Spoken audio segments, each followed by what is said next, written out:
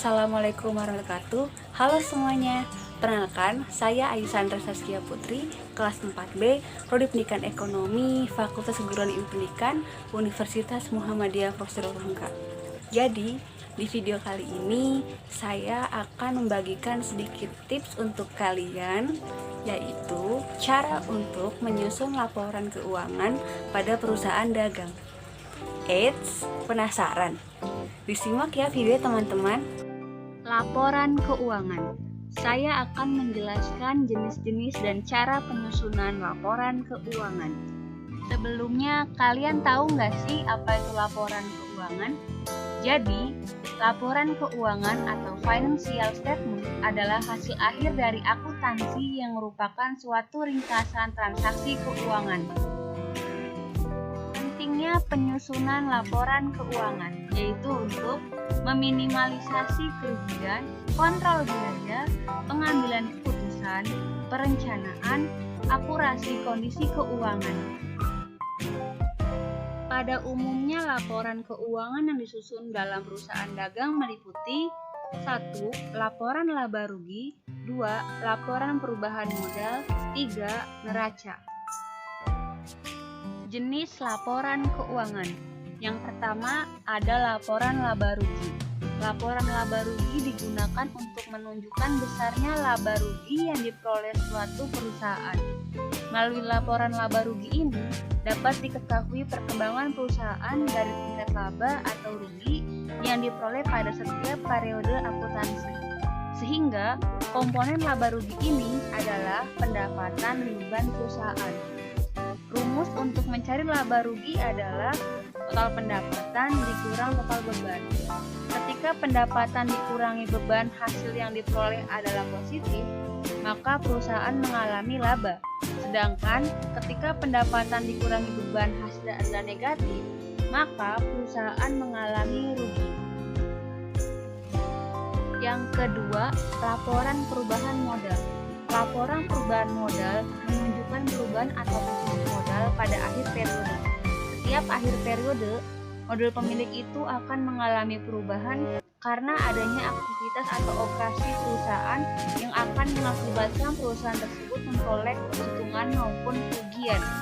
Terkadang, perubahan modal ini juga dipengaruhi oleh pengambilan pemilik atas kekayaan perusahaan atau juga dipengaruhi oleh tambahan setoran modal oleh pemilik pada perusahaan. Komponen untuk menyusun laporan perubahan modal adalah modal awal, price, dan hasil laporan laba rugi. Jadi, rumus untuk mencari modal akhir itu ada dua kemungkinan.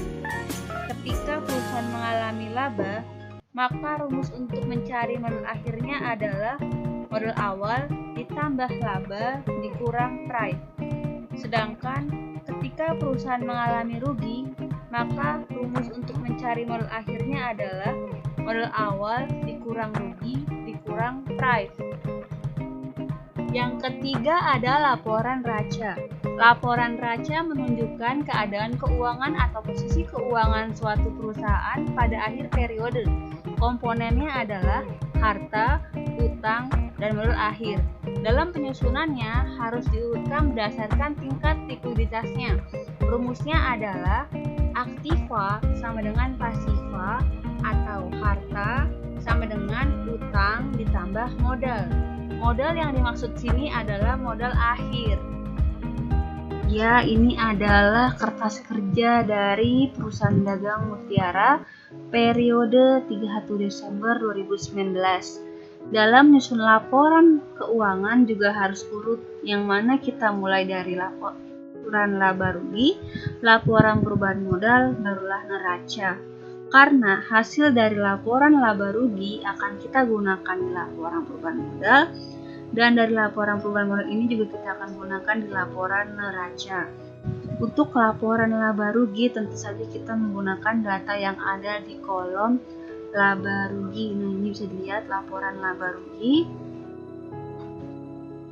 Nah, untuk menyusun laporan perubahan modal kita hanya membutuhkan akun modal dan price yang terdapat pada kolom neraca. Atau ketiga, bisa mengambil selisih yang ada di laporan laba rugi. Nih, laba rugi bisa kita lihat, yaitu laba yang ada di perusahaan. Dan untuk laporan neraca tentu saja kita menggunakan kolom neraca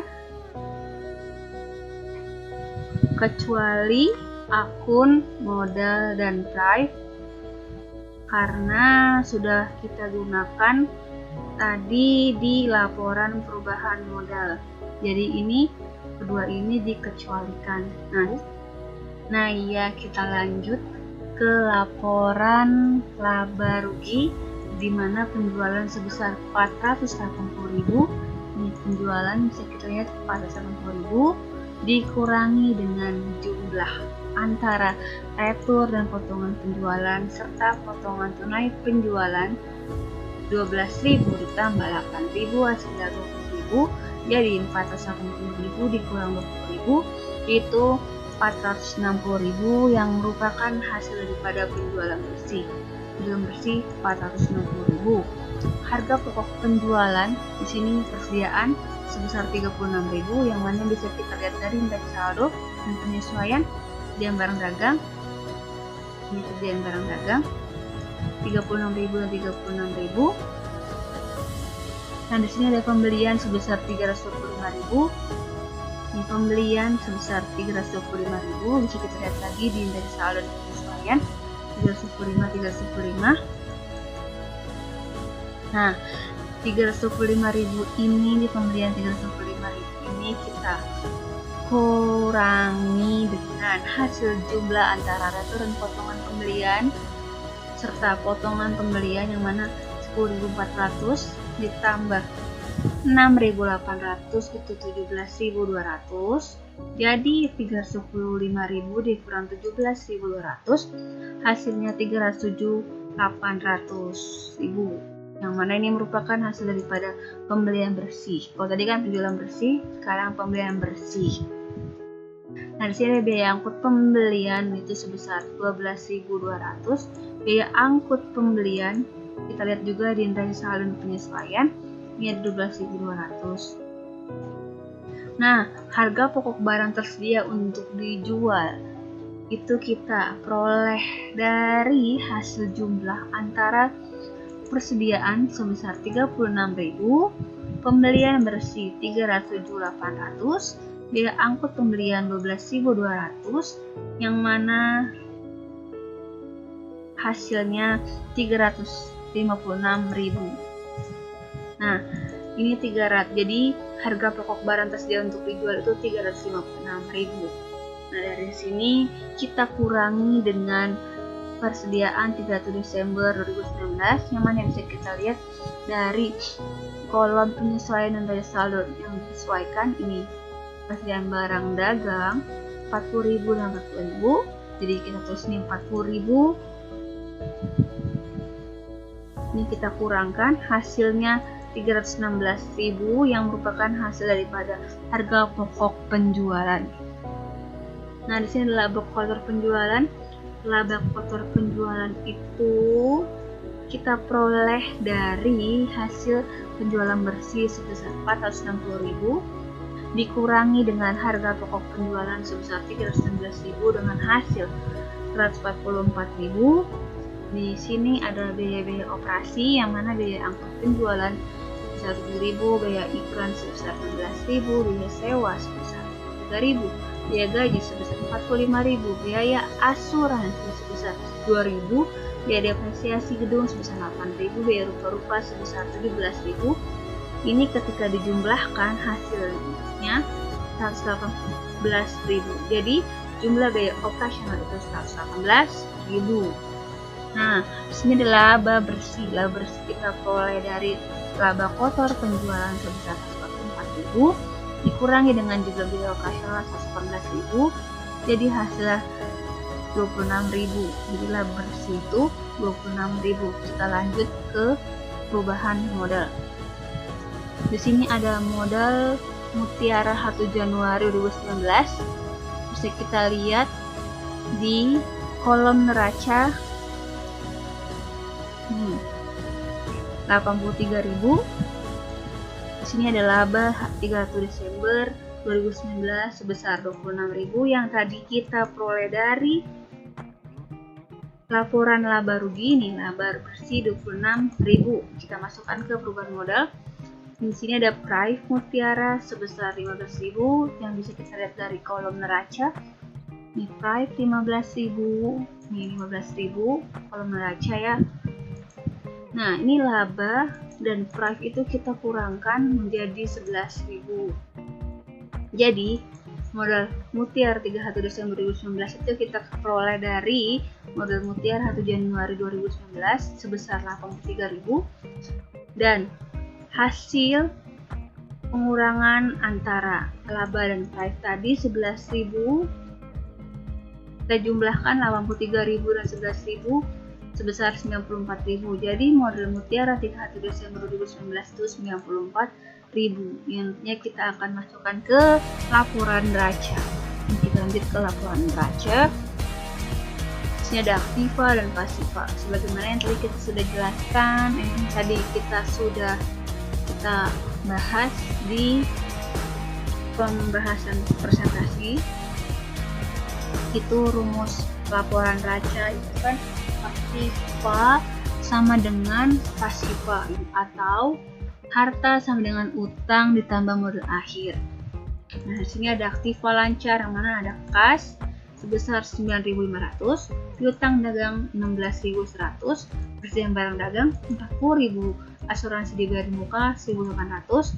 Ini semua dijumlahkan menjadi 67.400. Jadi jumlah aktiva lancar 67.400.